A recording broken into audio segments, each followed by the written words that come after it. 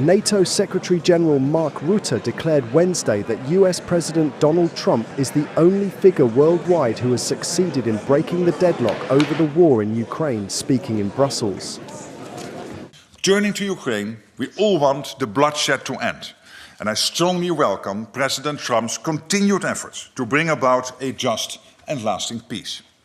This is vital for resolving this conflict, and we support the United States in leading this effort. And as negotiations proceed, we cannot waver in our commitment to Ukraine. There is only one person in the whole world who was able to break the deadlock when it comes to the war in Ukraine, and that is the American President Donald J. Trump, and he did. Rutte also said 2/3 of the member states of NATO have committed to the weapons for Ukraine through the so-called prioritized Ukraine requirements list. Today we heard from Australia and New Zealand, who will also contribute to Pearl, the first NATO partners to do so.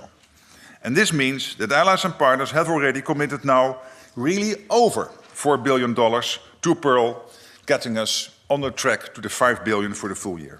Ministers discussed the planning underway to chart a credible path towards the commitment made in The Hague, investing 5% of GDP annually in defense.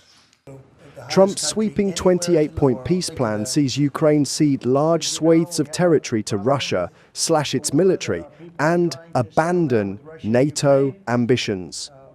Under the proposal, Ukraine would withdraw from the Donbas regions of Lugansk and Donetsk, areas at the heart of Russia's 2022 invasion, and recognize Crimea as de facto Russian, a status the US would also acknowledge. Kherson and Zaporizhzhia, regions occupied by Russia, would remain frozen along the line of contact. In total, Russian forces control roughly 1/5 of Ukraine's territory. NATO troops would be prohibited from entering Ukraine, and the country would constitutionally renounce membership in the alliance.